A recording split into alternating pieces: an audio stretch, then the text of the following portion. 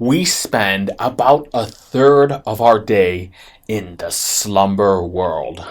However, most of us really don't treat that as an essential aspect of our lives. That's why I will try and improve my night sleepy time with this series of videos titled Sleepy Time Jack. I will be reviewing everything from sleep products to sleep tractors and more. And by tractors, I mean trackers. Today, I will get started with the Sleep Cycle app, available for both iPhone and Android devices. I will be reviewing this on an iPhone 12. For self-improvement, crafts, and fitness games, go ahead and turn on YouTube and watch Jack. From a quick glance, the Sleep Cycle app is like most sleep tracking apps available on the internet. It works by detecting movements through the microphone on your phone or detecting motion through the iPhone's accelerometer. As I use a white noise machine to keep out all the, sounds of the day, I will be using the movement detection section. I work overnight, so that's why I have to use a white noise machine. Otherwise, I'll just hear cars constantly coming, and it'll just ruin my night. Setting up is pretty simple. You just plug in the charger, and then you lay the phone face down on your bed. As you move around in your sleep, it'll keep track of your movements and put you in the categories of awake, sleep, or in a deep sleep state. After you wake up and open the phone, it'll tell you how long you were in bed, how long it took for you to sleep, and the quality percentage out of 100.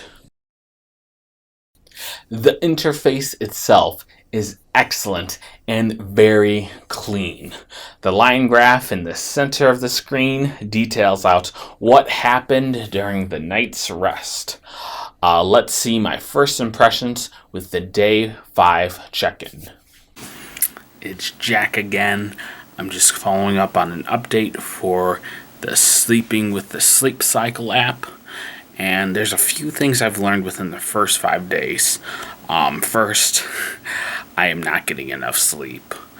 So looking through the stats here, I'm going to bed in about 7 hours and 30 minutes, which is good.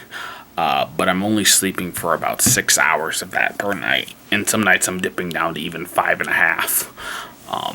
The second thing I learned is that eating out right before bed is bad. But I've noticed that the day I ate out within the past 5 days, my sleep quality dipped down horribly. And the reason is probably just because drinking Coke that they give you, Coca-Cola has caffeine. Caffeine keeps you up. That could be the reason for the bad night's sleep. But yeah, kind of going through this, it makes me realize how important kind of tracking your sleep makes you realize just what things you do affect your mood and affects the night's sleep. So looking through it, like the first day, Tuesday, I didn't work out or do anything really. But Wednesday when I did work out, let me start the recording.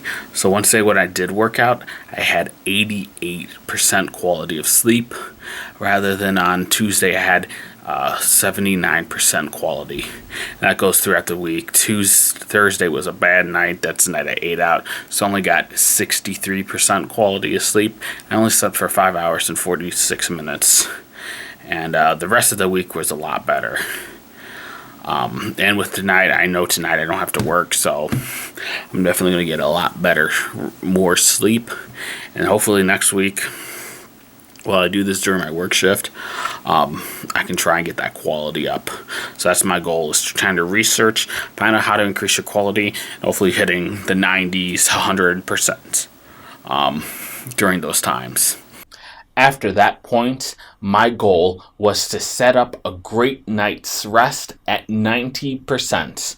But spoiler alert, I never hit that goal. I should say that this is more on me than the app. I usually go to bed around 3:30 p.m. and wake up at 11:20 p.m. Again, I work the overnight shift, which is my hours are, a little funky. With that shift, I think it's pretty hard to get a good night's rest, which is why I take melanin pills. For waking me up, it's always just a pain, and I found this application is actually pretty beneficial. So there are 3 wake-up modes within it. The first of which is, weekend mode, which lets you sleep in whenever you wake up. You can sleep in, don't worry about it, it's the weekend. The second option, which triggers the alarm right when you set it. So if you set it at 11:30, it will wake you up at 11:30. The third one, which is available with the premium option, will provide a 30-minute window where you can wake you up and get you out of deep sleep. I actually found myself being less groggy using this option. It disrupts you before you hit another round of deep sleep. So for example, if I sleep till 11:30, the app will wake me up anytime between 11 and 11:30 whenever I'm not in deep sleep. There are quite a few other options within the app. One which I found helpful is tags that you can add before you go to sleep to keep tracks of things, such as if you worked out or if you ate out for the day. No surprise, but I found if I took my pill and ate out during the same day, I had the worst nights ever. My guess is that when, I go to a restaurant, I like to get Coke, I'm a big boy, I love my pop. And, dinner currently occurs at people's lunch, so I eat my dinner portion for lunch, and I'm drinking pop at, 12:30 in the morning, and I have to go to bed 3 hours later, which means, the pill and the soda, the caffeine are just kind of fighting each other in my sleep, and I have, nightmares, and it's just not a good time for me. Once I noticed this occurring, I made sure to cut out most soda, which did actually improve my sleep quality. So, here's a hint. If you're going to sleep, do not drink soda. Initially, I did have a few doubts about if the app is a placebo, as you have to choose if you woke up happy, neutral, or angry before you see your results.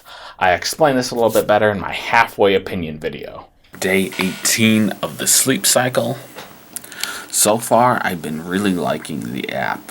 One thing I think is an issue, though, is I believe once you put in, if you're at the end of the night, you put in if you're happy, if you woke up okay, or if you woke up in a bad mood. And I think, because one time I woke up in a pretty bad mood, I was like, ugh, I'm so tired. But I accidentally hit the green one, and it rated me as oh, this is a great night's sleep. So I'm wondering if it's just taking what you click and factoring that into the results, because you can't see the results until you click that face. So that's what I'm thinking is oh, is this just placebo?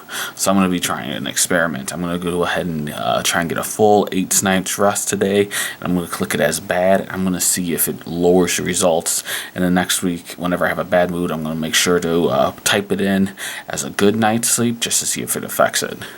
Because that's one thing I think. I'm oh man, is this app just a placebo?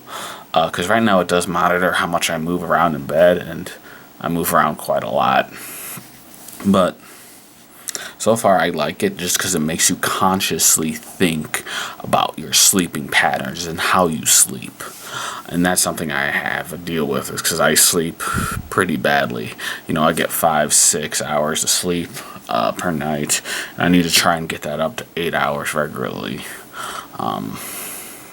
It's because I feel the days when I do sleep more, it definitely heightens my attention span. And one thing I did learn also is that certain foods, I've learned that eating out or drinking pop or something, it just ruins my nights of sleep, which makes sense. But I mean, that's something you really don't think about like, oh, if I drink pop even at like 2, 3 in the morning, which is, I work overnights in IT, so 3 in the morning's like my afternoon.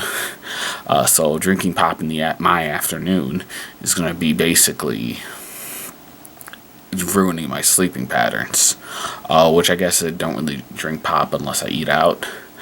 But it's just one thing that mentally you don't think about that does greatly affect it. So I'm going to try and experiment. I'm going to try and research how to get better nights of sleep. I'm going to try and at least get some 90% in there, quality-wise. And then I'll do the experiments to see if it's just the sleeping phases. I'm also going to sign up for premium for the last 2 more weeks I'm doing this experiments with the sleeping app, just to see how my body reacts, or to see what kind of data you can get from it. So guys, thank you so much for watching, and have a great rest of your day. More on the results of that video shortly. While most of the app features are free, there is a premium option for $40 through the application stores or $20 through the websites. By the way, always go to the website of an app, since there's usually a cheaper subscription through that way, since they don't have to give like the 30% cut to Apple. So always go to an app's website. You find so much savings that way. The premium features includes the sleep aid and additional sound alarms, in addition to adding notes in your sleep. I didn't find any of that particularly useful, as I already have a loud white noise machine, which kind of drowns it all out. That machine can easily overpower this little iPhone speaker. So, I have to use motion detection. I can't use anything like that. And I'm writing this video, so I got the notes down. However, after looking through some of the other apps with a much higher premium subscription, which I plan on reviewing, I think that Sleep Cycle Premium is a steal for a $20. I am an existing customer, so I have all the features except for the online backups, which you don't really need. Here are my final day impressions. I just finished up with about 30 days of using the sleep cycle. I think I might have been a little longer, just since I haven't had time to keep track of it. But overall, it was pretty good. Last time I spoke, I said I think that it's trying to trick you, since you have to choose how you feel first. So one time I accidentally clicked I feel bad when I woke up good, and I thought that it gave me a lower score. So I did it a few times where I chose the opposite feeling.